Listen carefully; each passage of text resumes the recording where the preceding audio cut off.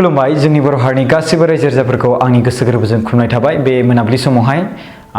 जोंनि बर' हारिनि गासैबो आदै मादै आदाबा जोंनि फंबाय बिनानावमोन लोगोसे बर' हारिनि आंगो लोगोफोर दिनै मोनसे मोजां खोथायानो बुंजागोन बेखौ बाट जों इसेबां गोलावबो लुबैयाखैमोन बाट बिथांमोना जेब्ला बिबाय इनभेस्टिगेशन खालामनो थाखाय 10 डेज बा बे गथ'फोरखौ मोनसिगोन मोननाया दा 10 डेज बिदों बिथांमोना जोंनि टिकेट खालामनाया केनसेल जासिगोन दायो जों टिकेटखौ केनसेल खालामसिगोन माला जों टिकेटखौ बुक खालामगोन जों बेखौ दायो खोन्थाथ'ला बाट बेयावहाय जोङो थाबैनो मोननोबो हागौ गथ'फोरखौ बा नैबे 23 आव जोंहा मोनसे मिटिं दंबावो बिसोरजों रायज्लायनाय जोंथ' दायो साइलेन्ट जाथ'नांसिगोन बाट जों जुदि गथ'खौ मोनाब्ला अब्लासो जोङो बे समावहाय साउट जागोन आरोना रायजो राजाफोर जेरै जों दरनानि सोमोन्दै बाथ्रा बुंदोंमोन जों बे दरनानि सोमोन्दैखौ आं दायो दोनथ'नाय जासिगोन बे बाथ्राखौ बाट गथ'खौ जों जुदि मोनलाङाबा येस जोङो गासैखौबो प्रसेसजों हिसाबजों थांजोबगोन जों बेयावहाय ओरैनो उइदाउट माने उइदाउट नलेज जे जों फिल्डआव ओंखारदों बे नंखाया जोंजों गोबां मानसिफोर सापर्ट खालामग्रा दङ गोबां गिदिर गिदिर नलेज गोनां मानसिफोर दङ सापर्ट खालामग्रा स' जों बिसोरनि नलेज गोनांजों जों सापर्टजों जों गासैबो खामानिखौ मावजोबनो लांगोन yes they are may be playing with me but I will say that I am best player of that methods आं बेखौ बुंगोन आरोना जिखियानो हक जों गथ'फोरखौल'सो मोननांगौ गावजों गाव एना एनि गैया माखासे सुबुंफ्रा बिराद मान सनमान लुबैयो बे मान सनमान लुबैग्राफोरखौ आङो बिराद बाखाङो जुदि एसेबां मान सनमान लुबैयोब्ला खामानिफोरखौ मावनाङा आरो बिबानफोरखौ लानो नाङा मिथिबायना आं बेफोरबायदि बुंगोन आरोना गोबां सुबुंफोर दङ बिदिनो जोंनि बर' हारिनि गेजेराव जायनि जाहोनाव दासिमबो जोंनि बर' हारिया जौगानाया गोबां खम जाना दङ जों जुदि बैफोर मान सनमान लुबैलायनायखौ जुदि बन्द जायोब्ला डाइरेक्टलि गाव गोसो होनानै गोसो मोदोम आरो माइन्डखौ लागायनानै जुदि खामानि मावग्रा ओंखारनायमोनब्ला जोंनि बर' हारियाव गोबां जौगानाया जासिगौमोन रां फैसाजोंल' खारनो नाङा गावनि गोसोजोंल' खारनांगौ मिथिबायना बेखौ बाथ्राखौ बुंगोन स' जों माखासे बाथ्राखौ मिथिनोबाय नङा होमबा सोमखोर जों मा सिटुएसन जालांदों मा बाथ्रा जालांदों ओमफ्राय सोमखोरा जोंहा बारा एसेबां बुंनो रोङा बेयो फरायनाय नङा बियो एसेबां माने मा बुंबावगोन आरोना नोंथांमोनाथ' मिथिखासै बिसोरनि न'खरनि प्रब्लेमा माबायदि न'खरनि सोमोन्दै आं बुंखाबाय अलरेडि स' दायो गथ'फोरखौ जोंनो हरसिगोन होननानैथ' बुंदों बुंनाया बिथांमोना इनभेस्टिगेशन खालामनो नागिरदों स' जों बे इनभेस्टिगेशनखौबो नायगोन माबायदि इनभेस्टिगेशन बिथांमोना खालामनानै थाबैनो माबायो जेरै हमना ला जोंहा दिपक मोसाहारिमोन फंबायमोन बिथांमोनाबो बेवहाय इनभल्भ दङ नङा होमबा स' बिनि गेजेराव आब'मोनबो दङ बिथांमोना मदद खालामफैदों स' बेयो मोजाङै खालामनानै थांथोंसै आरो बिनि गेजेराव थाबै रिपर्टआ मोनथोंसै आरो बिनि गेजेराव जों गथ'फोरखौ थाबैनो न'आव लांनो हाथोंसै मानो होनोब्ला जोंहा गथ'फोर फरायनाय मानायनि माखासे बेयावथ' बर' मिडियाम गैयाना होजोंसो बिसोर बर' मिडियाम दङ स' बर' मिडियामाव होजोंहाय स्कुलाव फरायनायनि माखासे थायो गावनि न'खरनि मानसिफ्रा जुदि फोरोंहोनो हायाब्ला जों गुबुन मोनसे NGOफ्राव जों सोनानै फोरोंहोनो हायो दा जोंनि NGOआ एसेबां गोजौ थाखोनि नङा बाट बे गोजौ थाखोनि नङैनि थाखायनो जोङो गथ'फोरखौ जोंनि जायगायाव थांनानै डाइरेक्टलि लांहैनो हानाय बिदिबो केपासिटि गैया बाट नोंथांमोना जुदि गोसो जायोब्ला जोंनि NGOखौ सापर्ट खालामनो हागोन फाइनेन्सियेलि सापर्ट खालामनो हागोन जोंनि BM फान्ड्सखौ बड'लेण्ड मिशन फान्ड्स NGOखौ नोंथांमोना मदद खालामनो हागोन जेराव जोङो इनस्टिट्युट खुलिनो हागोन गथ'फोरनि थाखाय अरफान्सफोरनि थाखाय जों सानदों प्लानिं खालामदों मिथिबायना जों प्लानिं खालामदों बिनि सायावहाय आं बेखौ बुंनो सानो आं दि बे प्लानिं खालामदों बेयावहाय फाइनेन्सियेलि बिराद उइक जोंनि NGOआ नंगौ सैथो बाथ्रा बाट जोङो बेवहाय प्लानिंजों लोगोसे खामानि मावलांनाय जा थिरांथा दङ बेवहाय जायफोरा मानसिफ्रा बेवहाय सापर्ट दङ बिथांमोना प्लिज अननानै सापर्ट खालामनो हागोन जों जोंनाव जुदि बे NGOनि इनस्टिट्युटफ्रा थायोमोनब्ला माने जोंनि BM फान्ड्सनि अब्ला जोङो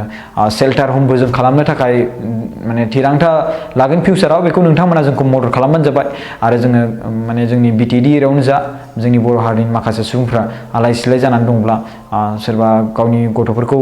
माने बिराद अनै गुबुनाव गथ'फ्रा अना जाफिनो खायसे मानसिफ्रा बिदि दङ बिमा बिफाखौ जोगारो स' बिनि गेजेराव सोरबाफोर अल्ड एज हमफ्राव थांनो गोसो दं स' बेफोर अल्ड एज हमनि थाखायबो जोङो थिरांथा लागोन आरोना थ' बिसोर गथ'फोरखौ दा बैबायदि शेल्टार हमावनो दोनदों रायजो राजाफोर स' बिसोर गथ'खौ दा नेक्स्ट उइकआव हरगोन होनना बुंदों जोंनि टिकेटआ नेक्स्ट वीकआवनो जानो हागौ बाट जोङो टिकेटखौ दानथ'ला केन्सेल खालामसिगोन बाट 10 डेजनि गेजेराव गथ'फोरखौ हरसिगोन बेखौ बुंदों आरो राजि जाना दङ जोंहा बिथांनि बुंनाय माखासे कल रेकर्डसफोरबो दङ बिथाङा साजेसन खालामदों मोनसे स' बे साजेसनखौ जों लानो नागिरदों आरो बिनि गेजेराव दिनै गोबां मोजाङै बद्र'यै रायज्लायदों सिगाङाव गोबां रुदे रायज्लायोमोन गोरा रायज्लायोमोन बाट दिनैनि दिनावहाय खिन्थु बिराद गुरै रायज्लायदों आरो गुरै रायज्लायनायनि जाहोनाबो जाबाय माखासे गोबां खारन दङ माखासे गोजौनिफ्राय प्रेसार फैदों जानांगौ आरो बिनि गेजेराव जोंनि होजोंहाय रायजो राजाफ्रा माखासे खौसेथि खामानि मावदों जानांगौ सोंदों जानांगौ सोरबा गिदिर सुबुंफ्रा बिनि गेजेराव एसे गिदिर बारा जालांनो हमदों स' गोजोननाय थाबाय जायफोर बेवहाय इनभल्भ दङ जायफोर बिथांमोना सोंदों आरो जायफोर गथ'फोरखौ माने बिथांनि फिउचारफोरखौ बिसोरखौ गावनि न'आवहाय लांनायावहाय मदद खालामनो नाजादों बिथांमोनखौ गोसो गोरबोजों खुलुमनाय थाहरबाय आरो बिनि गेजेराव जोंनि बड'लेण्ड माने बेंगलर बड' वेलफेयार एस'सिएशन बिथांमोनाबो गोबां जोंखौ मदद खालामनो नाजादों स' बिथांमोननि थाखायबो जों गोसो गोरबोनिफ्राय हामनाय जासिहरबाय बा गोसो गोरबोजों थेंक इउ जासिहरबाय आरो लोगोसे बेवहाय जोंनो जाय मानसिया दोनदों जायगा आरो जों गोबाव सम थाबावनांसिगोन बेवहाय आब' जिरि सरगियारि बिथांनि मावथिफोर आरो लोगोसे आं बेखौनो बुंनो सानो आब'खौ थेंक इउ स' माच आब' गोजोननाय थाबाय नोंथांनि मददनि थाखायनो जों बेवहाय दङ दिनै आरो नोंथांनि अननायनि थाखायनो जों बेवहाय दिनै दङ आरो लोगोसे बेवहाय रायजो राजाफोरनि अननायनि थाखायनो जों दिनै बेयाव फैनो हादों स' जोंहा बेवहाय दायो 17,500 ना 18,500 जोंना माइनास जासिगोन सासेयावहाय 3,500 टिकेट केन्सेल खालामनायाव माइनास जासिगोन आरोना येस अफकर्स पस्टपन खालामनो हायो जों बेखौ बाथ्राखौ आं मिथिगौ पस्टपन खालामनो हायो बाट पस्टपन खालामनायाव खम जानो हागौ बाट पस्टपनाव मा जादों जोङो थाबैनो गथ'खौ मोनोब्ला जों थाबैनो थांनो हाया आरोना जोंहा गुबुन खामानि थायो नालाय जों ओंखायनो थाबै थांनो हानाय बायदिखौ बेखौ नायदों आरोना स' जेब्ला जों मोनगोन अब्ला जों बेवहाय टिकेट दानानै थाबैनो थांगोन आरोना येस डेफिनेटलि नोंथांमोन राजाफोरनि एसे मददआ नांखागोन फाइनान्सियेलि मददआ नांखागोन नोंथांमोना जुदि मदद खालामनो गोसो दंब्ला जोंहा होखानाय दंखायो गासिबो डिटेल्स नोंथांमोना मदद खालामनो हागोन आरो नोंथांमोना कल खालामनो हागोन आंनि नाम्बाराव 7740039057 स' दरनायनि बिथिङाव जोङो दायो बेखौ दोनथ'गोन आरो बिनि गेजेराव जों साइलेन्ट जाथ'गोन जेब्ला जोङो गावनि जों बेखौ बुङा जे जों जोबथारबाय खालामथारा बाट मानो होनोब्ला जों गथ'फोरखौ मोननायनि चान्सआव दं नालाय दायो स' बिनिखायनो जों दोनथ'गोन जुदि मोनाब्लासो जोंनो नांथारगोन स' बिनिखायनो नोंथांमोना हुसियार थाबाय थाबानो जाबाय सांग्रांथि थाबाय थाबानो जाबाय जोंनो नांगौ गथ'फोरखौ एसेबां गिदिर इस्युसिम थांनोनो गोनांथियानो गैया बाट बे मेडामा मानि थाखाय बेखौ इसेबांसिम गोलावसिम थांदों बिथाङा आरो थगायदों जे माखासे DCPOनियावसो गासिबो पावार थाजोबो DCPOनो जों माखासे होदों ओमफ्राय बिनि गेजेराव बिसोरनाव पावार बिसोरो जे होगोन बिसोर जागोन नांबाय DCPO अलरेडि साबमिट खालामखादों सुपारिनटेन्डेन्टनो आरो सुपारिनटेन्डेन्टनिफ्राय रिजाल्ट फैनांगौ बाट रिजाल्टनि बाथ्रा बुङोब्लाथ' चेयारमेन ओरै CWC मेम्बारानो गावसोर गोसोबायदि जुदि बिथांमोना हरनो गोसोब्ला सुप्रिम पावार अफ CWC मिथिबायना सुप्रिम पावार बिथांमोनावनो सुप्रिम कर्टबो होनजायो गथ'फोरनि थाखाय मिथिबायना गथ'फोरनि थाखाय सुप्रिम कर्टबो होनजाबावगोन बुंनो थांबा आंनि मथेब्ला दा बिथांमोना गोसो बायदि अर्डार होबानो बिथांमोना गथारो बाट मानि थाखाय बिसोर गथ'फोरखौ दोननो नागिरदों बेवहाय एसेबां अन्थाइ बिखा जों बेखौ दा गावसोरनि CWCनि वार्कार्सफ्रानो बुङो चेयारमेन मोन बायदिफ्रानो बुङो दा जे हरनो हायो गोसोब्ला बिथांमोनहा बाट हराखै बिथांमोनहा माबा मोनसे गेलेदों माबा मोनसे सानदों इट्स अके बिथांमोननि गेलेनायावहाय जोंबो इनभल्भ जाफागोन but they are asking for 10 days so we will give 10 days after 10 days what we want to do it will be okay everything it is not that we will silent it is not that we are something like that so we will do what we want to do after 10 days if we will not get our child okay जोंनि गथ'फोरखौ जों जुदि मोनाब्ला definitely we will do another matters we will go to SP also DM also something like that we have a right to go and I know how to go I have a process for that I have a plan for that but I don't want to go for long process I don't want to go for long process I don't want to make this broadly I don't want to do this I want very short if they can verify investigation very soon then it is for my pleasure thank you so much please proceed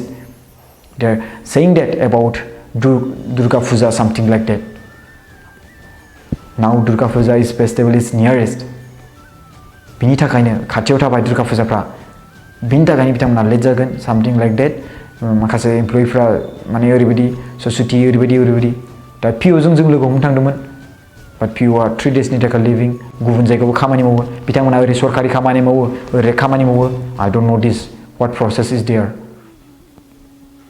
बिथांमोना government होनना बुङो बाट government जब मावो बाट बेयाव मावो आरो बेयाव 3 days लिभिं